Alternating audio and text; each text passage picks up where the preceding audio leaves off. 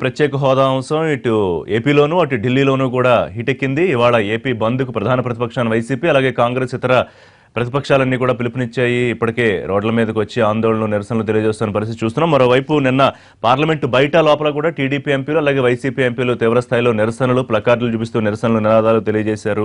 అయితే మరియు సీన్ మారే అవకాశం కనిపిస్తోందా? ఇటు అరుణ్ జైట్లీతో వెంకయ్యనాయుడు భేటీ అయ్యారు, అలాగే సుజనా చౌదరి కూడా భేటీ అయ్యారు.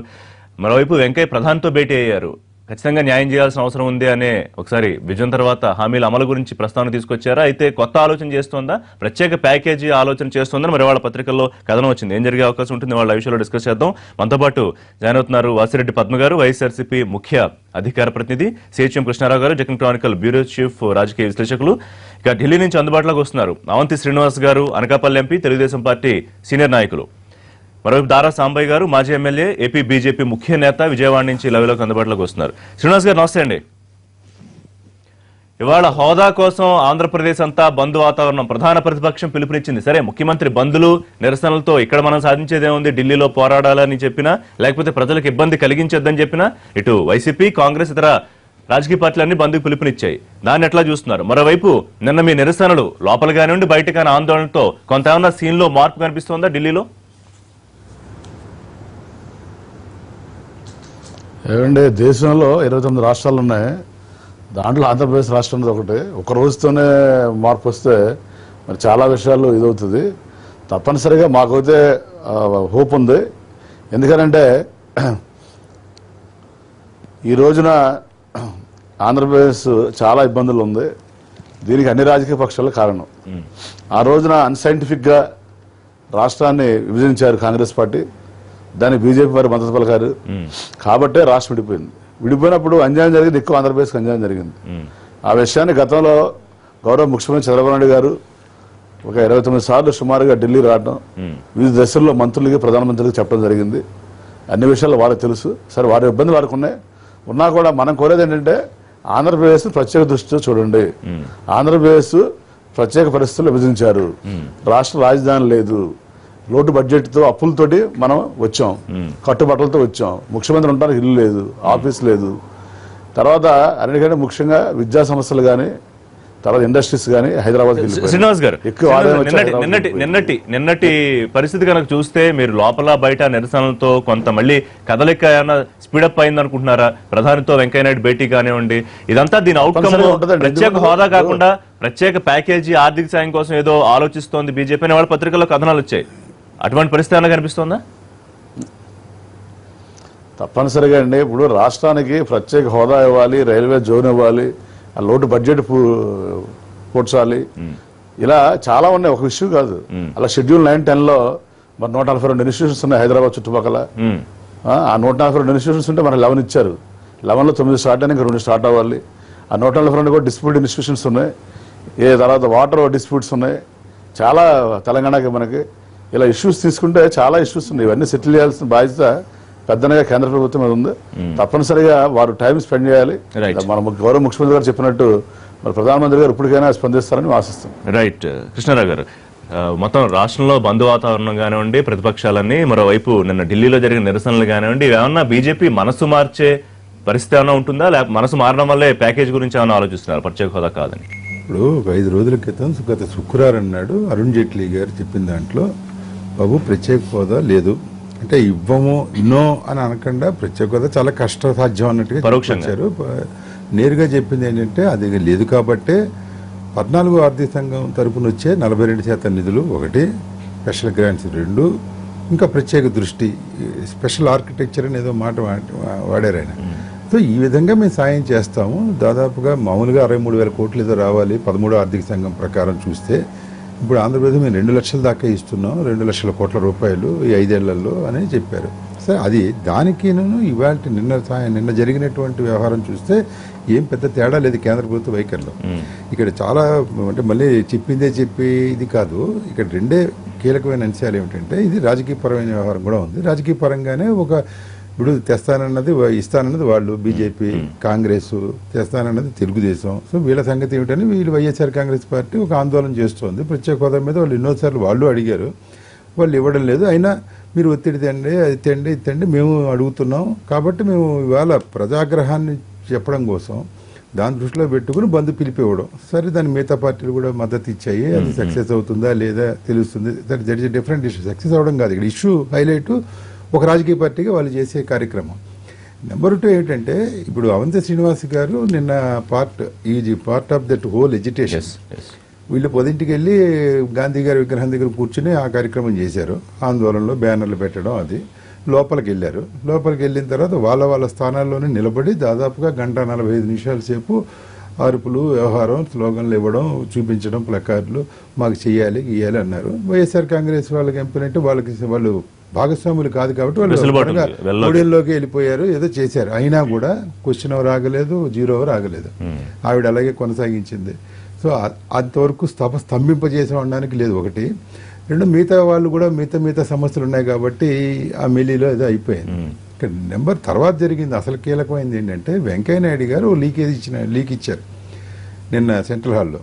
ఇవాళ అన్ని పత్రికలు రాసింది ఏంటంటే వెంకయ్యనాయుడు గారు ఆయనంతటా ఆయన ప్రధానమంత్రి గారిని కలిసి, సార్ ఇలాగ అవుతోంది, మరి మనం ఇలా అన్నాం అలా అన్నాం, ఎజిటేషన్ అవుతోంది, అక్కడంతా బాగోలేదు, మరి తెలుగుదేశం మన మిత్రపక్షం, చంద్రబాబు గారు ఇలా అన్నారు అలా అన్నారు, ఇలా వైఎస్ఆర్ కాంగ్రెస్ పార్టీ బంధిస్తోంది, ఇలాగ బ్రీఫ్ చేయడం జరిగింది ఆయన పరిణామాలు. బికాజ్ ఆయన ఆంధ్రప్రదేశ్ సంబంధించిన వ్యక్తిగా పుట్టిన వ్యక్తిగా ఆయన బాధ్యత తీసుకుని అసలు స్పెషల్ స్టేటస్ అనేది ఆయన నోటి నుంచే కదా వచ్చింది. చెప్తే ఆ లీకులో భాగంగా మనం ప్రచురించిన దాంట్లో భాగంగా ప్రధానమంత్రి గారు అన్నారు, అదేమిటి లాస్ట్ ఇయరే మనం డెసిషన్ తీసుకున్నాం కదా వెంకయ్యనాయుడు గారు, అంటే నువ్వు, అరుణ్ జైట్లీ గారు ఫైనాన్స్ మినిస్టర్, అమిత్ షా గారు భారతీయ జనతా పార్టీ అధ్యక్షులు, మీరు ముగ్గురుతో కమిటీ వేశాను, మీరు ముగ్గురు వెళ్ళి చంద్రబాబును కన్విన్స్ చేయమన్నాం కదా, స్పెషల్ కేటగిరీ లేదు, స్పెషల్ స్టేటస్ కావాలంటే ఎంత డబ్బులు, అది మీరు వర్కౌట్ చేశారు, అది ఏమైంది, మీరు మాట్లాడారో చంద్రబాబుతో అంటే లేదు సార్ అన్నట్టేనా. మరి మాట్లాడండి, అది ఈ వర్కౌట్ ముందు అరుణ్ జైట్లీతో మాట్లాడారు. అంత ఇంపార్టెంట్ అంశాన్ని మళ్ళీ ప్రధాని గుర్తు చేసే వరకు అసలు దాన్ని పట్టించుకోకపోవడం కదా. ఇప్పుడు తెలుగుదేశం ఎంపీలు ప్రధానమంత్రి అపాయింట్మెంట్ కోరారు, నిన్నటికే అయిపోతుంది అనుకున్నాం, ఇప్పుడు రేపోతుందో ఇవాళ అవుతుందో కూడా తెలియదు. ఈ మధ్య అరుణ్ జైట్లీని కలిశారు, మళ్ళీ వీళ్ళిద్దరూ కలిశారు, సీఎం రమేష్ సుజనా చౌదరి గారు కలిస్తే, సరే ప్యాకేజ్ కదా దీన్ని కొంచెం వర్కౌట్ చేయాలి కదా, ప్యాకేజ్ ఏమిటి అనేది మళ్ళీ నాకు గివ్ సమ్ టైం అన్నారట. ఇది కూడా ఇదంతా కూడా పత్రికలో వచ్చింది, వాళ్ళు చెప్పారా లీక్ ఏదో మొత్తానికి వచ్చింది.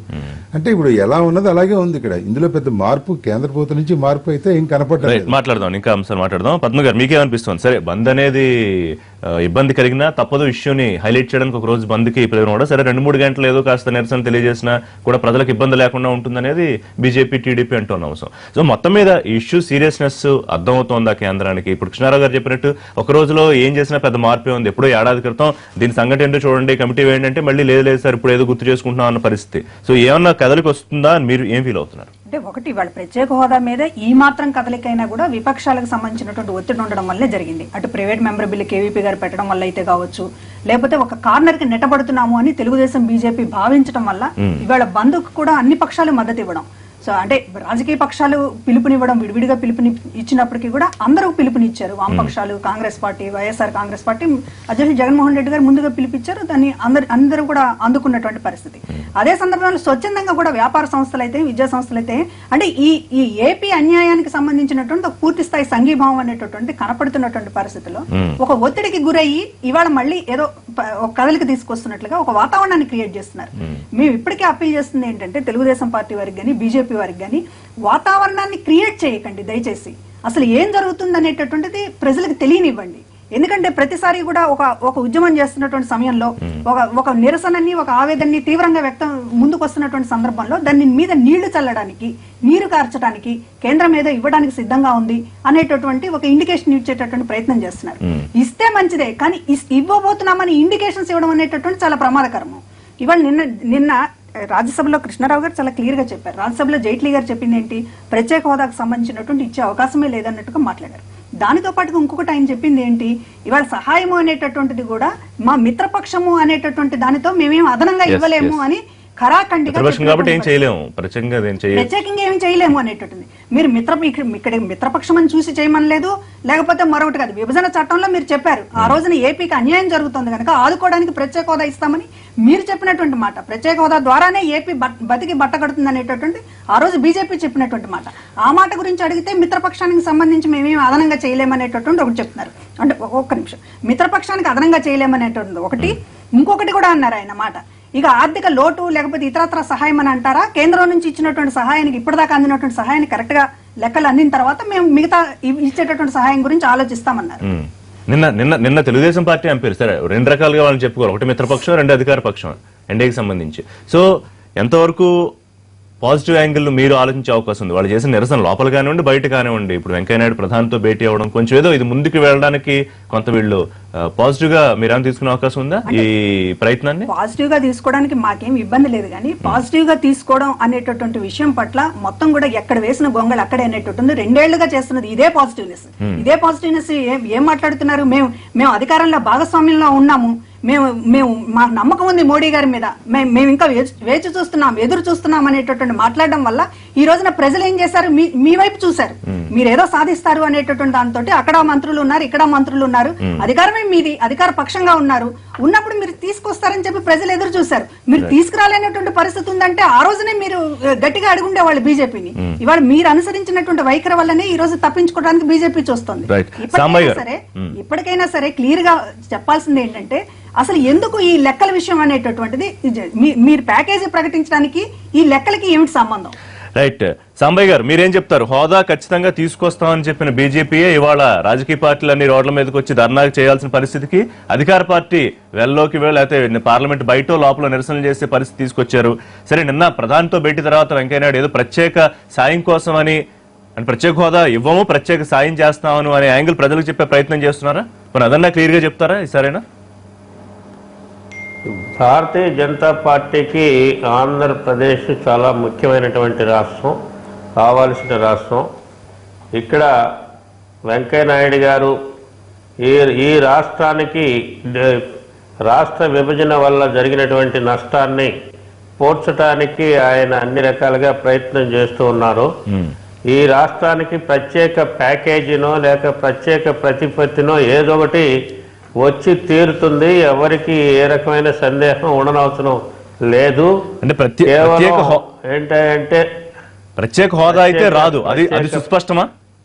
ప్రత్యేక హోదా రాకపోయినా ప్రత్యేక ప్యాకేజీ ఇప్పుడే వస్తుంది. మనం మొదటి నుండి చాలా మంది సోదరులు ఈ వచ్చినటువంటి నిధులు, ఈ నిధులు ఏ దీనికి విద్యా సంస్థలకు కానీ, ప్రాజెక్టులకు కానీ, పోలవరానికి కానీ, లోటు బడ్జెట్కి కానీ, రాజధానికి కానీ ఏమేమి వచ్చిందనేది సరిగ్గా తెలుసుకోకుండా ప్రత్యేకంగా పంపిస్తున్నారు నిధులు, తెలుసుకోకుండా మాట్లాడుతున్నారు. నిన్నే చెప్పారులేండి, నిన్న కేంద్ర ప్రణాళిక శాఖ సహాయ మంత్రి చాలా క్లియర్ గా చెప్పారు ఏపీకి ఎంతవరకు ఇచ్చాం, అది కూడా మాట్లాడదాం. అయితే ఏపీ ప్రత్యేక ప్యాకేజీకి సంబంధించి జైట్లీకి ప్రధాని మోదీ ఏడాది క్రితమే చెప్పినా కూడా దాన్ని పక్కన పెట్టారా? మళ్ళీ ఇష్యూ ఇంత సీరియస్ అయ్యింది కాబట్టి మళ్ళీ ఆ ప్రస్తావన చేస్తున్నారా?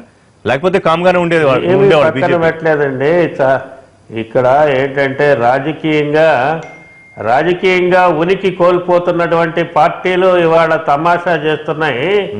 ఇక్కడ జరుగుతున్నది ఏంటంటే మీకు ఈ ఒక్క 2 సంవత్సరాల్లోనే 12 జాతీయ విద్యా సంస్థలు సాధించారండి. దానికి 7,000 కోట్లు మంజూరు చేశారండి. ఇది ప్రత్యేకమైనటువంటి ప్యాకేజీ కాదా? ఏ రాష్ట్రానికైనా ఇచ్చున్నారా? ఆంధ్రప్రదేశ్ ని ప్రత్యేకంగా చూస్తుంది బీజేపీ.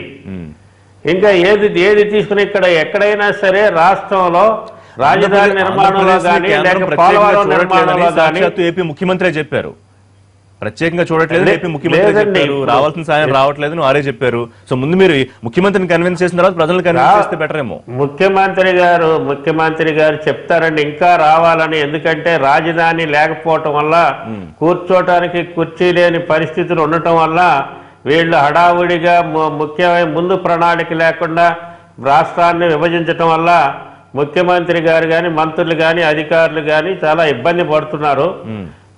అది వారు చెప్తారు. ఏంటి వస్తున్నటువంటి నిధులు వారికి తెలుసు. ఇంకా ఏంటంటే ఒత్తిడి పెడితే ఇంకా ఎక్కువ నిధులు వస్తాయి, త్వరగా అభివృద్ధి చేయొచ్చనే ఉద్దేశంతోనే ముఖ్యమంత్రి గారు ఒత్తిడి పెడుతున్నారు. కానీ వారికి తెలియని సత్యం లేదు. ఇక్కడ ఇప్పటి వరకు 1,43,000 కోట్లు వివిధ పద్దుల కింద కేటాయించడం జరిగింది. మరి నిన్న విషయం చెప్పొచ్చు, రాజ్యసభలో ఆ విషయం చెప్పలేదు. కేవలం 6,400 కోట్లు ఇప్పటి వరకు మార్చి 31 వరకు ఏపీకి ఇచ్చామని చెప్పారు కేంద్ర ప్రణాళిక శాఖ సహాయ మంత్రి. దాని గురించి మాట్లాడదాం కానీ ఒక ఇండికేషన్ అయితే క్లియర్ గా పంపిస్తోంది బీజేపీ. కామ్ గా ఉంటే ఏమి పట్టించుకోము, రోడ్లెక్కి బందులు చేస్తేనో నిరసనలు చేస్తేనో లేకపోతే టీడీపీ ఎంపీలు వైసీపీ ఎంపీలు పార్లమెంట్ లో ప్లకార్డులు పట్టుకుంటే మాత్రం ఏదో కొద్దిగా మేము ఆలోచిస్తాం దీని గురించి ఇండికేషన్ పంపిస్తున్నారు క్లియర్ గా.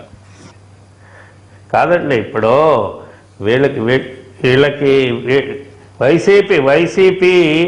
వైసీపీ ఏంటంటే అంతా ఎమ్మెల్యేలు వెళ్ళిపోతున్నారు, నాయకత్వం బలంగా లేదు, నాయకత్వం మీద అవినీతి ఆరోపణలు ఉన్నాయి, వాళ్ళ పార్టీ మూసేసుకోవాల్సిన పరిస్థితి వచ్చింది. ఈ పరిస్థితుల్లో వీళ్ళు ఏంటంటే ఇవాళ వచ్చేసి ఇవాళ మీరు చూస్తున్నారు, ప్రధానితో వెంకయ్య నాయుడు గారు కలిసి ఆయన పార్లమెంట్ లో 5 ఏళ్ళు అంటే 10 ఏళ్ళు అడిగారు కాబట్టి ఆయనకు ఒక బాధ్యత ఉంది కాబట్టి ప్రతి శాఖని సంప్రదించి మంత్రుల్ని అధికారుల్ని ప్రధానమంత్రిని ఆయన నిత్యం మన వెంకయ్య నాయుడు గారు కానీ బీజేపీ నాయకత్వం కానీ ఆంధ్రప్రదేశ్ విషయంలో అతి జాగ్రత్తగా వీళ్ళు ప్రయత్నాలు చేస్తున్నారు. కేవలం ఇది రాజకీయం, ప్రధాని మోడీకి రాష్ట్రంలో దేశంలో పెరుగుతున్నటువంటి నాయకులుగా ఏం మాట్లాడుతున్నారు టీవీల ముందుకు వచ్చి పలకడం కాదు. మీరేం మాట్లాడుతున్నారు? అది కాదమ్మా, ఏదో గలగల మాట్లాడేయటం కాదు, సత్యం మాట్లాడండి. ఇప్పుడు మీకు కనపడలేదా? మీకు 12 విద్యా సంస్థలు మంజూరు చేసింది కనపడలేదా? మీరు ఒకసారి ఆర్థిక శాఖ నుండి గణాంకాలు చూడండి. మీ మోడీ గారు ఎందుకు హామీ ఇచ్చారు ప్రత్యేక హోదా తీసుకొస్తామని? ఎన్నికల్లో ఓట్లు దండుకోవడానికేమో మీరు హామీలు ఇస్తారా? మీరు ఇక్కడ మీసాల మీద వస్తారు, ఇక్కడ కూర్చొని ఢిల్లీ వెళ్ళి ఏం మాట్లాడరు. హామీలు ఇచ్చారు, మిమ్మల్ని పక్కన పెట్టారు కదా ప్రజల్లో లేని దాన్ని ఏదో సృష్టించారు మీరు ప్రయత్నం చేస్తున్నారు. మీరు పార్టీలో ఏంటంటే రాజకీయంగా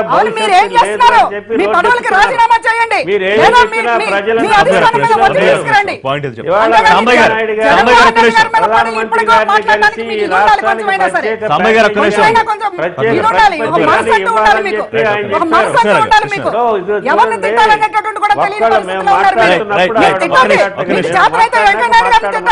మీకు చేతనైతే మోడీ గారిని తిట్టండి. ఆ రోజు ఎందుకు హామీ ఇచ్చారు, ఈ రోజు ఎందుకు పారిపోతున్నారని మీరు తిట్టండి మీ నాయకుల్ని. అమలు చేస్తున్నాము.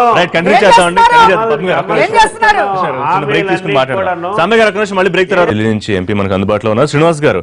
దశల వారీగా పోరాటం ఉధృతం చేస్తా ఉంటున్నారు, నిరసనలు కంటిన్యూ చేస్తాం, ప్రధానితో భేటీ అయ్యే వరకు సమస్యలని చెప్పే వరకు అంటున్నారు. మరోవైపు పదవులు వదిలి మీరు అక్కడి నుంచి రాకపోతే జరిగేది ఏముంటుందని ఇటు వైసీపీ కానీ కాంగ్రెస్ కానీ విమర్శలు చేస్తున్నాయి. పదవులు పోతే ఇప్పటికే మన మాట ఎవడం వింటలేదు, ఇంకా అవి కూడా వదిలేస్తే మా అసలు పట్టించుకోరని మీ వర్షన్.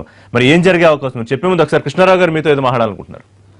ఒకటి అవంత్ శ్రీనివాస్ గారు, నాది ప్రశ్న అండి. ఇప్పుడు దారా సాంబయ్య గారు చెప్పిన మీ ఇద్దరికి కలిసి ఒకటే ప్రశ్న ఏంటంటే, ప్రత్యేక హోదా అనేది అదేదో వెంకయ్యనాయుడు గారు దగ్గరుండి 4 డబ్బులు ఇప్పించడం ఇలాంటిది కాదు. ప్రత్యేక హోదా అంటే శాశ్వతంగా ఒక ప్రత్యేక హోదా, ఒక చట్టబద్ధత ఉంటుంది దానికి. మీరున్న అధికారంలో, ఇంకోళ్ళు ఉన్న అధికారంలో రేపు ఎవరు వచ్చినా ఎవరు రాకపోయినా ఇది కొనసాగుతూ ఉంటుంది, ఒక పద్ధతిగా, ఒక రాజ్యాంగబద్ధంగా ఉంటుంది. కానీ ఇవాళ జరుగుతున్నది ఏంటంటే, ఫైనల్గా మీరు ఒక్క విషయం మొత్తం ఈ ఆంధ్ర ప్రజానీకానికి ఇవాళ బంద్ కూడా జరుగుతుంది కాబట్టి ఒకటి క్లారిఫై చేయండి. ప్రత్యేక హోదా కాకుండా వాళ్ళు ఏదో డబ్బులు ఇస్తాము, అరుణ్ జైట్లీ గారు ప్యాకేజీ 1,00,000 కోట్లు, 10 లక్షల కోట్లు, 20 లక్షల కోట్లు ఏదో మొత్తానికంటే ప్యాకేజీకి మీరు ఒప్పుకుంటారా? ప్రత్యేక హోదా ఇచ్చి తీరాల్సింది. ప్రత్యేక హోదా ఉంటేనే మీరు మీ ఆందోళన అంతా మీరు విరమింపజేయడం, ప్రత్యేక హోదా ఇచ్చే వరకు అది ఉంటుందా? మీరు ఆ విషయం మరి చెప్తే, దారా సాంబయ్య గారు కూడా లైన్ లో ఉన్నారు, ఆయన కూడా చెప్తారు. ఆయన చెప్పేది కూడా ఏదో డబ్బులు ఇస్తామన్నట్టుగా చెప్తున్నారు. మీరు మీద క్లారిఫై శ్రీనివాస్ గారు మీరు ఇస్తారా? బాబాయ్ గారు నమస్కారం. నమస్తే. మీరు చాలా సీనియర్ జర్నలిస్టు. నేను చెప్పేది ఏంటంటే, మా పార్టీ పాలసీ డబ్బులు కాదండి, ప్రత్యేక హోదా ఇవ్వాలని మొట్టమొదటి చెప్తున్నారు. తప్పనిసరిగా రైల్వే జోన్ కావచ్చు, బిల్లులో పెట్టిన అంశాలన్నీ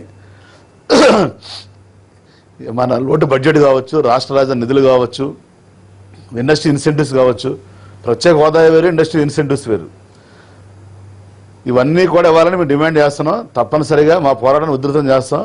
మాకు పదవులనే గడ్డిపోచ లాంటి మొన్నే మా సుజనా చౌదరి గారు, మా అశోక్ గజరాజు గారు చెప్పారు, మా సీఎం గారు ఎప్పుడు చెప్తే అప్పుడు రిజైన్ చేస్తామని. ఆ రోజు రిజైన్ చేస్తామన్నారు. కానీ సార్ తొందరపడొద్దు, మనం తప్పనిసరిగా మన మిత్రపక్షంగా ఉన్నాం, దశల వారీగా ఉండి తప్పనిసరిగా ఈ విషయాలన్నీ కూడా ప్రధానమంత్రి గారి దృష్టికి తీసుకెళ్లి వారు స్పందించిన తర్వాత మన నిర్ణయం తీసుకుందామని చెప్పారు. కాబట్టి తెలుగుదేశం పార్టీ చరిత్ర మీకు తెలుసు బాబాయ్. గతంలో కూడా 29 మంది ఎంపీలు ఉన్నప్పుడు కూడా ఎప్పుడూ మంత్రి పదవి 8 మంత్రి పదవులు ఇస్తాను వాజ్పేయి గారు తీసుకోకుండా ఆ రోజు రాష్ట్ర ప్రయోజనాల కోసం పనిచేసాం. ఈ రోజున కూడా రాబోయే 3 సంవత్సరాలు కూడా రాష్ట్ర ప్రయోజనాలే ఇంపార్టెంట్ తప్పనించి. ఎందుకంటే రాష్ట్రం మనకు ఇంపార్టెంట్. కేంద్రంలో పదవులు ఉంటే వాళ్ళు ఉంటే పోతారు, రేపు రావు. కానీ ఈ రోజున తప్పనిసరిగా మేము ఎప్పుడు కూడా కాంప్రమైజ్ అయ్యే సమస్య లేదండి. ముఖ్యమంత్రి శర్మ గారు చెప్పారు నిన్న, మా అబ్బాయి చెప్పినా కూడా ఎన్నో రాష్ట్ర ప్రయోజనాల విషయంలోనే. కాబట్టి అసలు అలాంటి అనుమానాలను పెట్టుకోవద్దు. సరే రాజకీయంగా వేరే వాళ్ళు విమర్శిస్తుంటారు, అవన్నీ కాదు. మీరు జర్నలిస్ట్ కాబట్టి మీరు అనలిస్టు, మీరు ఎంతమంది చూసారు ముఖ్యమంత్రులని, ప్రభుత్వాలని, పార్టీలని, మీరే అర్థం చేసుకోండి మేధావులు. కాబట్టి మీరు అవన్నీ విమర్శించట్లా. ఎవరు పందాల వారు చేయండి. కొంతమంది బంధువులు చేస్తారు, కొంతమంది ధర్నాలు చేస్తారు, రాష్ట్రరోకలు చేస్తారు, పార్లమెంట్ లో చేస్తారు, అందరం చేద్దాం. అంటే శ్రీనివాస్ గారు, తప్పనిసరిగా మన రాష్ట్రాన్ని మనం బాగు చేసుకోవాలండి. శ్రీనివాస్ గారు, ఇది మన రాష్ట్రం. శ్రీనివాస్ గారు ఒక విషయం, శ్రీనివాస్ గారు ఎంపీలు అందరూ చాలా క్లియర్ గా చెప్పారు. మీరందరూ మాట్లాడినప్పుడు ఖచ్చితంగా మేము హోదా సిద్ధించే వరకు నిరసన పోరాటం కొనసాగిస్తామని. ఇవాళ సాయంత్రం రేపు లేకపోతే 2 రోజుల్లో ప్రత్యేక ప్యాకేజీతో కేంద్రం ముందుకు వస్తే దాంతో సంతృప్తి చెందుతారా, లేకపోతే మాకు సాయం కావాలి, హోదా కావాలి అని పోరాటం కొనసాగిస్తారా? అది కొంచెం క్లారిటీగా. 2 కావాలి సార్, 2 వచ్చారు కొనసాగిస్తారు. రైట్. నిన్న జరిగినటువంటి లీకేజ్లు ఇదంటే వెంకయ్య నాయుడు గారు కలిసిన తర్వాత, ప్రధానమంత్రి గారిని కలిసిన తర్వాత ఈ ప్యాకేజీకి సంబంధించి ఆ తర్వాత వీళ్ళు కూడా అరుణ్ జైట్లీని కలిశారు. కేంద్ర మంత్రులు సుజనా చౌదరి గారు వీళ్ళందరూ అరుణ్ జైట్లీని కలిస్తే దీనికి సంబంధించినటువంటి ఒక కసరత్తు ప్రారంభించాం అన్నట్టుగా వార్తలు వచ్చినాయి. అంటే ఈ సందర్భంలో ఇవాళ పార్లమెంట్ లో 5వ తారీఖున ప్రైవేట్ మెంబర్ బిల్లు ఓటింగ్ కూడా వచ్చేటటువంటి పరిస్థితి ఉంది కనుక ప్రత్యేక హోదాకి సంబంధించినటువంటి ప్రకటన వచ్చేదాకా మా ఆందోళన కొనసాగిస్తామని తెలుగుదేశం పార్టీ ఎంపీలు నిలబడితేనే రాష్ట్రానికి ప్రయోజనం. ప్యాకేజీ కావాలి, హోదా కావాలి, ముందు ప్యాకేజీ ఒప్పుకుంటున్నాం, ఆ తర్వాత హోదా అనేటటువంటిది దాని మీద ఆలోచిద్దాం అనేటటువంటిది ఇదిలో కనపడుతోంది అవుతాం. అట్లా కాకుండా ముందు హోదా మీద దానికి సంబంధించినటువంటి ఒక కన్సెంట్ ఇవ్వాల్సినటువంటి అవసరం ఉంది హౌస్ లో. ఖచ్చితంగా దీన్ని ఇస్తాము అనేటటువంటి ఒక కమిట్మెంట్. సాంబయ్య గారు, కృష్ణారావు గారు అడిగిన అంశం మీకు కూడా వర్తిస్తుంది. అంటే ఇప్పుడు దాదాపుగా అదే విషయం మీరు పరోక్షంగా చెప్తున్న అంశాన్ని ప్రత్యక్షంగా స్పష్టం చేస్తారా? ఇటు మీ మిత్రపక్షానికి, మొత్తం ఆంధ్రప్రదేశ్ రాష్ట్ర ప్రధానందరికీ హోదా ఇవ్వము, ఇచ్చే ప్రసక్తి లేదు, ప్రత్యేక ప్యాకేజ్ ఇస్తాము అని చెప్తారా, లేకపోతే ప్యాకేజ్ ఇస్తాం ప్రస్తుతానికి, హోదా అంశం పరిశీలిస్తున్నాం అని చెప్తారా? ఒక విషయం అండి, ఇక్కడ ప్రత్యేక ప్యాకేజ్ కానీ లేక ప్రత్యేక ప్రతిపత్తి కానీ ఈ 2 కూడాను ప్రభుత్వం ఆలోచనలో ఉన్నాయి. ప్రభుత్వం ఏం చేస్తుందంటే ఇప్పుడు న్యాయపరమైన, చట్టపరమైనటువంటి కొన్ని ఇబ్బందుల్ని నీతి ఆయోగ్ ద్వారా అధ్యయనం చేస్తూ ఉంది. ఏది ప్రజలకి ఎక్కువ ఉపయోగపడుతుంది, ఇతర రాష్ట్రాల నుండి కానీ లేక న్యాయస్థానాల నుండి కానీ ఏ రకమైనటువంటి చిక్కులు రాకుండా చూసుకుని ఈ రాష్ట్రానికి కావలసినటువంటి ఆర్థిక సహాయం ఇవ్వాలని చెప్పి కేంద్రం ప్రయత్నిస్తుంది. ఇక్కడ ఏదైనా ప్యాకేజ్ అయినా లేక హోదా అయినా ఈరోజు ఆంధ్ర రాష్ట్రాన్ని ఆర్థికంగా పరిపుష్టం చేయాలనేటువంటి ఏకైక లక్ష్యంతోనే ఇప్పటి వరకే 1,43,000 కోట్లు మంజూరు చేసింది కేంద్రం ఆంధ్ర రాష్ట్రానికి. ఒక్కసారి 12 ఉన్నత విద్యా సంస్థలు హైదరాబాద్ రాజధానికి తెలుగుదేశం పార్టీ ఎవరికి ఇబ్బంది ఉండదు. ఒక నిమిషం శ్రీనివాస్ గారు, ఉన్నత విద్యా సంస్థలు ఒక నిమిషం సాంబయ్య గారు, ఒక నిమిషం, అందులో 9 ప్రారంభం అయినాయి, మంజూరు చేశారు. సాంబయ్య గారు ఒక్క నిమిషం, ఇది ప్రత్యేకమైనటువంటి ప్రతిపత్తి కాదా? సాంబయ్య గారు ఒక్క నిమిషం ప్లీజ్. శ్రీనివాస్ గారు, 1,43,000 కోట్లు ఇచ్చేసామని చెప్తున్నారండి, వచ్చాయా? ఏమండి? అవునండి. ఆంధ్రప్రదేశ్ రాష్ట్రం మన సౌత్ ఇండియాలో కీలకమైన ప్రదేశంలో ఉంది. ఇప్పుడు చెన్నై నుంచి కలకట్టాకి హైవే వేయాలంటే ఆంధ్రప్రదేశ్ నుంచి వెళ్ళాలి, వేరే రూట్ లేదు ఇంక వెళ్ళడానికి. అవును. ఆ ప్రాజెక్ట్ కూడా మనకి ఆంధ్రప్రదేశ్కి ఇచ్చామని చెప్తే అలాగా. పీపీపీ ప్రాజెక్టులు చాలా ఉంటాయి దేశంలో, నేషనల్ హైవేస్, అవన్నీ కూడా ఆంధ్రప్రదేశ్కి ఇచ్చని చెప్పడం కాదు. మనకి ఆంధ్రప్రదేశ్ కావాల్సింది ఏంటి, లోటు బడ్జెట్ 16,700 కోట్లు లోటు బడ్జెట్ ఉందని చెప్పారు. నిన్న మినిస్టర్ గారు లిఖితపూర్వకంగా ఇచ్చారు, 2,000 కోట్లు ఇచ్చేప్పుడు వరకు కానీ దశ వరకు ఇస్తామని. విద్యా సంస్థలు కానీ మొత్తం 6,000 కోట్లు ఇచ్చారు, వారే ఇచ్చారు. నాకు ఇచ్చిన లెటర్ కూడా ఇచ్చారు. అది మన ప్రజలను తప్పుదారు పడ, అది కాదండి. కేంద్రం మన పట్ల పాజిటివ్ గా ఉంది, నెగిటివ్ గా లేరు. మనం కూడా పాజిటివ్ గా ఉన్నాం, నెగిటివ్ గా లేవు. కానీ మనం అడిగేదానికి వాళ్ళు ఇచ్చేదానికి జమీన్ ఆస్మాన్ ఫరక్ అంటారు హిందీలో, అంటే ఆకాశానికి భూగోళం తేడా ఉంది. అయితే కాబట్టి వాళ్ళు ఏమంటున్నారంటే మిగిలిన రాష్ట్రాలతో మనం కంపేర్ చేస్తున్నారు, కానీ మిగిలిన రాష్ట్రాల పరిస్థితి వేరు, మన రాష్ట్రం పరిస్థితి వేరు. అదే ఆ విషయం మనకు అర్థం అవుతుంది, పైన అర్థం అవ్వాలి కదా ఆ విషయం. వాళ్ళకు అర్థమైంది, వాళ్ళు అనేది ఏంటంటే అదే డబ్బులు లేవు, మీకు ఇస్తే మిగిలిన రాష్ట్రాలు కూడా అడుగుతారని అంటున్నారు. మరి డబ్బులు లేనప్పుడు ఎందుకు విభజించారు రాష్ట్రాన్ని? విభజించకూడదు కదా. ఆ రోజు బీజేపీ కూడా సపోర్ట్ చేస్తుంది కదా. కాంగ్రెస్ పార్టీ విభజించింది, బీజేపీ సపోర్ట్ చేశారు. ఆ రోజున దేశంలో రాష్ట్రాలన్నీ కూడా విడిపోవాలని కోరుకుని విభజించారు. మన ఆంధ్రప్రదేశ్ కలిసి ఉండాలని కోరుకున్నాం మనం. సో శ్రీనివాస్ గారు మొత్తం మీద ఎక్కడ కూడా రాజధాని లేని రాష్ట్రం ఉందండి, డబ్బులు లేకుండా మీరు ఎట్లా రాష్ట్రం ఉందండి. కరెక్ట్, కానీ మళ్ళీ అది వేరే అవసరం. మళ్ళీ ఇప్పుడు దాని మీద సమాధానం చెప్తే టైం సరిపోదు. శ్రీనివాస్ గారు ఒక విషయం స్పష్టం చేయండి, ఇవాళ ఏదైతే రాష్ట్రంలో బంద్ వాతావరణం ఉందో, ఆంధ్రప్రదేశ్ లో మొత్తం వైసీపీ కానివ్వండి, కాంగ్రెస్ ఇతర రాజకీయ పక్షాలన్నీ బంద్కు పిలుపునిచ్చాయి. ఖచ్చితంగా ఈ అంశం కేంద్రం దృష్టిలోకి వెళ్లి ఉంటుందా? అంటే మీరు చేస్తున్న ప్రయత్నంతో పాటు ఇది కూడా ఖచ్చితంగా మీకు యాడ్ అయ్యే అవకాశం ఉంది, ఒప్పుకుంటారా? ఏమండి ఇప్పుడు అన్ని కూడా తప్పని అదిగా సార్. ఇప్పుడు కేంద్ర ప్రభుత్వం ఇంటెలిజెన్స్ ఉంటుంది, దేశంలో ఏం జరుగుతుందో ప్రధానమంత్రి గారికి ఎప్పుడు కూడా ఇన్ఫర్మేషన్ వస్తూ ఉంటుంది. నేను కోరేది ఏంటంటే రాజకీయ పక్షాలు అందరినీ కూడా ఏది చేసినా మనం గల్లీలో కాకుండా ఢిల్లీలో చేస్తే ఇంకా దాని ఫలితం బాగుంటది. అంతేగాని మనం వైఎస్ఆర్ వాళ్ళు టీడీపీని విమర్శించడం, టీడీపీ వైఎస్ఆర్ విమర్శించడం కాదు. మనందరం కూడా ఇక్కడ బీజేపీ మీద ఒత్తిడి తేవాలి, అది అప్పుడు ఫలితం ఉంటుంది. కానీ నరేంద్ర మోడీ గారిని మనము టీడీపీ వాళ్ళని విమర్శిస్తాం, అధికారులు కాబట్టి వాళ్ళు అంటాం, వాళ్ళని తిరిగి విమర్శించడం, దీనివల్ల ఫలితం ఉండదు. మేము ప్రజలతో ఉన్నాం ఎప్పుడు కూడా. చంద్రబాబు నాయుడు గారు ఢిల్లీ రానంటారు, మీరేమో ఢిల్లీలో ఒత్తిడి తీసుకొద్దామంటారు. 30 సార్లు వచ్చారు ఢిల్లీ ఆయన. అవునండి, ఇప్పుడు కీలకమైనటువంటి సమయంలో ఢిల్లీ రాననేటటువంటి ఒక ఆయన ఏదో ఇగోకి పోయి కూర్చుంటే ఎట్లా కుదురుతుంది? ప్రధానమంత్రిని కలవను, నేను ఢిల్లీకే పోను అనేటటువంటి సమయం కాదు కదా ఇది. మీరు ఒత్తిడి తీసుకురావడానికి మీరేమో మంత్రులు అలాగే ఉంటారు. ఒత్తిడి మేము వాళ్ళు పొమ్మంటే పోతాము, ఎవరు పొమ్మంటారు? బయటకు వచ్చేస్తే ఈ మాత్రం కూడా పట్టించుకోవాలని సాక్షాత్ ఉండేం సాధించారండి, ఉండేం సాధించారు. 26 నెలలుగా ఈ సాధించింది ఏంటి? విభజన చట్టాల్లో ఉన్నటువంటి హామీ మేము బయటకు పోతే ఇది కూడా రాదని ఇది అడుక్కునేటటువంటి పద్ధతి ఏంటండి? ఎన్టీ రామారావు గారి పార్టీనా ఇది, లేకపోతే ఇంకేమన్నా ఇదే? ఎన్టీ రామారావు గారు తేల్చుకున్నారు ఢిల్లీ తోటి. తేల్చుకోవడం వల్ల కొన్ని సమస్యలు పరిష్కారం అవుతాయండి, ఒత్తిడి పోరాటం వల్ల కొన్ని సమస్యలు పరిష్కారం అవుతాయి. అంతేగాని ఇవ్వడం మీరేమో వాళ్ళని వదలరు. ఇందులో ఇప్పుడు మీరు చెప్పాల్సింది ఇందులో పొలిటికల్ యాంగిల్ ఖచ్చితంగా ఉందా లేదా? ఏ పార్టీకి ఆ పార్టీ ఇదిగో ప్రత్యేక హోదా కోసం మేమే ప్రయత్నం చేస్తున్నాం, వైసీపీ 2 ఏళ్లు మేము ఇంతకుముందు ధర్నాలు చేసాం, ఢిల్లీకి వెళ్ళి వచ్చామని. మేము సరే మిత్రపక్షంగా ఉన్నాం కాబట్టి మీకులా చేయలేకపోయినా మేము ఒత్తిడి తెస్తున్నాం అంతర్లీనంగా తెలుగుదేశం పార్టీ. సరే కాంగ్రెస్ ఎట్లాగూ మీరు బిల్లు వరకు ఓటింగ్ పెట్టి తీసుకురండి, మేము గెలిపిస్తాం, లేకపోతే 3 ఏళ్ళు అసలు మా మొహమే చూపించే వారికి రాష్ట్ర ప్రజలకని వాళ్ళు. సో ఇందులో పొలిటికల్ యాంగిల్ ఏ విధంగా చూడాలి? డెఫినెట్ గా పొలిటికల్ యాంగిల్ ఉంటాయి. పొలిటికల్ పార్టీస్ రాజకీయ ప్రయోజనాలు ఆశించి ఏదైనా చేస్తే వాళ్ళు నిర్ణయాలు. ఇప్పుడు కాంగ్రెస్ పార్టీ ఆ రోజు విభజించింది ఏదంటే, ఇలా కాంగ్రెస్ పార్టీ మీద ఊరికి అలా బ్లేమ్ చేయడం కూడా మనం చరిత్ర చూస్తే అందరూ అన్ని పార్టీలు ఏదో ఒక సమయంలో రాష్ట్ర విభజన ఆశించాయి, కోరాయి, డిమాండ్ చేశాయి. ఇప్పుడు ఆయన చెప్తున్నారు కానీ మేము అందరూ ఆంధ్రప్రదేశ్ ఐక్యంగా ఉండాలని కృషి చేశామని. అప్పుడు అవంతి శ్రీనివాస్ గారు ఇక్కడ ఉన్నారు, ఆయన ఎమ్మెల్యేగా. ఆ రోజు ఎంపీల్లో గుండు సుధారాణి గారు, దేవేంద్ర గౌడ్ గారు ఓటు అనుకూలంగా వేశారు తెలంగాణకి. ఆదిలాబాద్ రమేష్ రాథోడ్ ఎంపీ, తెలుగుదేశం ఎంపీ గారు గొడవ పడ్డారు కదా ఆ రోజు. మన ఇతనితో ఆయన ఉన్నాడు కదా ఎంపీతో, అది గొడవ పడి ఆయన అనుకూలంగా ఓటేసాడు బిల్లుకి, వీళ్ళు వ్యతిరేకంగా వేసి ఉండదు. మోదుగుల వేణుగోపాల్ రెడ్డి వాళ్ళతో పెద్ద గొడవ ఫైట్ అంతా అయింది.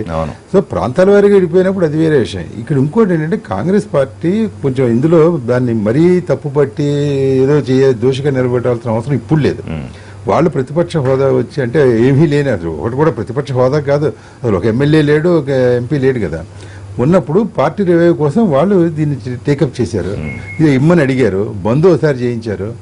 కోటి సంతకాలు అన్నారు, అవన్నీ విన్నారు. కేవీపీ ఇప్పుడు ఏదో బిల్లు కూడా పెట్టాడు. ఆయన రాజ్యసభ సభ్యుడిగా ఆయనకున్న హక్కు అదే. ముందు లేఖ రాశారు, సోనియా గాంధీ లేఖ రాసింది. ఏడాదికి ముందు 2014 జూన్లోనే ఆవిడ లేఖ రాసింది. మేము హామీ ఇచ్చాం చేయబాబు నరేంద్ర మోడీ అని. ఓ ఏడాది అయిన తర్వాత మళ్ళీ రాసింది, మీరు ఇంకా చేయలేదు ఏమిటని. సో కాంగ్రెస్ పార్టీ వాళ్ళు ఏదో వాళ్ళు ఇచ్చిన హామీని, బీజేపీ బలపరిచిన హామీని, అసలు యాక్చువల్గా బీజేపీ నుంచి వచ్చిన హామీని చేయమంటే వాళ్ళ వైఎస్ఆర్ కాంగ్రెస్ డెఫినెట్లీ పొలిటిసైజ్ చేస్తారు. అధికార పక్షం ఇందాక మొదట చెప్పాను నేను, వీళ్ళిద్దరూ ఇస్తామని తెస్తామని అన్న వాళ్ళు చేయలేదు కదా. ఒక ఆయన 5 ఏళ్ళు అన్నారు, 10 అన్నారు, ఇంకోటి 15 అన్నారు. సో దీని అన్నింటినీ చేసుకుని వాళ్ళు చేయడం లేదనేది ఒకటేంటంటే ఇది రాదు అనేది చాలా సుస్పష్టం. రాదు. ప్రత్యేక హోదా అనేది ఇవ్వడం మళ్ళీ ఎవరో న్యాయపరమైన చిక్కులు అన్నారు. అయితే ఇంక దారాసాంబయ్య గారు అన్నది అది కొంచెం లోపల కరెక్టే. అది ఇప్పుడు ఇస్తే వీళ్ళకెలా ఇచ్చారు, మాకెందుకు ఇవ్వలేదు, మా రాష్ట్రాలు విడిపోయాయని వెళ్ళొచ్చు. అది రాదు. రాని దానికి ఏదో ప్యాకేజీ చేసుకుందామని చంద్రబాబు నాయుడు గారు ఎట్టొచ్చి ఆయన ఇప్పుడు తృప్తిపరచాలి. యాక్చువల్గా వాళ్ళిద్దరికి సంబంధించి చంద్రబాబు నాయుడు గారు అయితే ఇంతవరకు సేఫ్. బట్ రేపు పొద్దున ఏమవుతుందంటే వీళ్ళు ఇవ్వకపోయి కేవలం ఏదో ప్యాకేజీ వ్యవహారం అంటే, ఏమంటే ఈ ప్యాకేజీ కోసం మీరు ఇన్ని రోజులు చేసింది మీరు ప్రత్యేక హోదా గురించి కదా, అది పెద్ద హడావడి చేశారు, అది ఏమైందని కూడా అడగచ్చు. ఇది 2019 దాకా ఈ ప్రత్యేక హోదా అనేది మొత్తానికి ఇందులో ఓవరాల్ గా ఏంటంటే బీజేపీకి కొంచెం మైనస్ పాయింట్. శ్రీనివాస్ గారి వాస్తవేనా వైసీపీ కాంగ్రెస్ ల ట్రాప్ లో తెలుగుదేశం పార్టీ పడింది ఈ అంశం విషయంలో? చంద్రబాబు నాయుడు గారితో ప్రత్యేకంగా అంశం మీద మాట్లాడాలి అనే ప్రయత్నం చేస్తున్నారు బీజేపీ పెద్దలు, వాస్తవం ఉందా ఇందులో? సార్ ఇప్పుడు మీరు అర్థం చేసుకోవాల్సింది, గత 2 సంవత్సరాల్లో మీరు రికార్డు తీసుకోండి, ఈ రాష్ట్ర విభజన బిల్లు విషయంలో కానీ, ప్రత్యేక హోదా గురించి కానీ, రైల్వే జోన్ గురించి కానీ నా వరకు నేను 12 సార్లు మాట్లాడాను మా పార్టీ తరఫున parliament on the record, on the floor. Prime minister ఉన్నప్పుడు చెప్పాను, మాకు గతంలో కూడా 29 మంది ఎంపీలు ఉన్నప్పుడు మాకు మంత్రి పదవులు ఇంపార్టెంట్ కాదు, రాష్ట్ర ప్రయోజనాలు ఇంపార్టెంట్ సార్, దయచేసి మా రాష్ట్రాన్ని పెద్ద ఎత్తున ఆదుకోండి on the floor of the house చెప్పాను నేను. కాబట్టి మేమేదో వాళ్ళ ట్రాప్ లో పట్టాం, వాళ్ళు మా ట్రాప్ లో పట్టాం కాదు సార్. రాష్ట్ర ఇబ్బందులు పార్లమెంట్ లో లోపల బయట నిరసనలు తెలియజేసే స్థాయికి సంబంధించి అటువంటి అభిప్రాయం ఉందని నేను విన్నా. కేంద్రం పెద్దల్లో వాళ్ళ ట్రాప్ లో ఏదో మీరు పడిట్లా చేయాల్సి వస్తుంది. తప్పనిసరిగా సార్ ఇక్కడ రాజకీయాలకు ఇంకా సమయం సార్. నా విజ్ఞప్తి ఒకటే, మీడియాకి కానీ మేధావులకు కానీ, ఇంకా ఎలక్షన్ ఇప్పుడు 3 సంవత్సరాలు ఎలక్షన్ లేవు, దయచేసి ఆ రోజున రాష్ట్రానికి అన్యాయం జరిగింది, అన్ని పార్టీలు అన్యాయం చేశారు. ఈ రోజున మేము అధికారులు ఉండొచ్చు, మా పార్టీ ఎవరు అధికారులు ఉన్నా కూడా రాష్ట్ర ఇబ్బందులు ఉండడం వాస్తవం. కాబట్టి జరిగిన అన్యాయాన్ని సరిచేయాల్సిన బాధ్యత అన్ని రాజకీయ పక్షాలు. రాజ్యసభలో చూశారు, మా ఎంపీలు కోఆర్డినేట్ చేసి 11 రాజకీయ పక్షాలు కూడా మాకు మద్దతు ఇచ్చాయి, ఏమని ప్రత్యేక హోదా ఇవ్వాలని. అది దేశ చరిత్రలో ఒక మైలు రాయి లాంటిది. ఈ రోజు బీజేపీ వారు చెప్తున్నారు వేరే వాళ్ళు అడుగుతారని. వేరే వాళ్ళు అడిగితే వేరే రాష్ట్రాల పరిస్థితి వేరు, మన రాష్ట్రం పరిస్థితి వేరు. ఆ రోజున మా 2 ఎంపీలు ఉన్నా కూడా పార్టీలు కొనసాగిస్తున్నారా? తప్పనిసరిగా అండి. మేము చెప్పాం కదా, సామదాన భేద దండన, సామదాన భేద దండన అండి. పని అయ్యే వరకు కూడా మేము విశ్రమించే సమస్య లేదు. రాష్ట్ర ప్రయోజనాల విషయంలో తెలుగుదేశం పార్టీ గానీ, ఎంపీలు గానీ రాజీ పడే సమస్య లేదు. మాకు రాష్ట్ర ప్రయోజనాలు ఇంపార్టెంట్, రాజకీయాలు మాకు ఇంపార్టెంట్ కాదు. మా నాయకుడు క్లియర్ గా చెప్పారు చంద్రబాబు నాయుడు గారు, ఆయన చాలా సీనియర్ నాయకుడు దేశంలోనే. మరి ఆయన 8 సంవత్సరాలు కూడా చాలా ఓపిక గా ఉన్నారు ఆయన 2 సంవత్సరాలు కూడా. ఎందుకంటే రాష్ట్రాన్ని మంచి జరగాలి, చెడు జరగకూడదని. తప్పనిసరిగా రాబోయే రోజుల్లో మరి ఆయన ఎంత కష్టపడతా మీరు చూసారు, నేను చెప్పవసరం లేదు. రాష్ట్ర ప్రజలు ప్రత్యేక హోదా అనేటటువంటిది రాకపోతే తప్పకుండా ఎటువంటి భవిష్యత్తు లేదు అనేటటువంటి ఒక ఆవేదన ప్రజల్లో ఉంది. అది వాస్తవం కూడా. ప్రత్యేక హోదా అందువల్లనే బీజేపీని చంద్రబాబు గారిని ఎందుకు చూసి వేశారు ప్రజలు అంటే, ఒక కేంద్రం నుంచి ఒక అద్భుతమైన సహాయం అందుతుంది అనేటటువంటి హోదా కాదు, ప్యాకేజ్ లాంటి అవుట్కమ్ ఏదొచ్చినా మీరైతే పోరాటం కాదు, అసలు ప్రజలు అంగీకరించే పరిస్థితి లేదు. అందుకనే ఇప్పుడు చంద్రబాబు నాయుడు గారు బీజేపీ పాపాన్ని నేనెందుకు మోయాలి అనేటటువంటిది ఇంత ఇది నడుస్తుంది, అంతే తప్ప వేరే ఉద్దేశం. బీజేపీ ఎప్పుడు కూడా రాజకీయం చేయదండి. ఇది ఒక సిద్ధాంతపరమైనటువంటి పార్టీ. ఈ రాష్ట్రానికి మేలు జరగాలని చెప్పి వెంకయ్య నాయుడు గారు కానీ, మోడీ గారు కానీ వాళ్ళు ఒక ప్రత్యేకమైనటువంటి నిర్దిష్టమైనటువంటి ప్రణాళికతో ఉన్నారు. చూద్దాం మరి ఆ ప్రత్యేకమైన నిర్దిష్టమైన ప్రణాళిక ఏమన్నా బయట పెడతారేమో ఇవాళ రేపట్లో చూద్దాం. థ్యాంక్ యూ సాంబయ్య గారు లైవ్ లో అందుబాటులోకి వచ్చినందుకు. థ్యాంక్ యూ శ్రీనివాస్ గారు ఢిల్లీ నుంచి లైవ్ లో అందుబాటులోకి వచ్చినందుకు. థ్యాంక్ యూ పద్మ గారు, థ్యాంక్ యూ కృష్ణారావు గారు. ఇదే వాటి లైవ్ షో. మరిన్ని లైవ్ అండ్ పొలిటికల్ అప్డేట్స్ కోసం చూస్తూనే ఉండండి ఎన్టీవీ.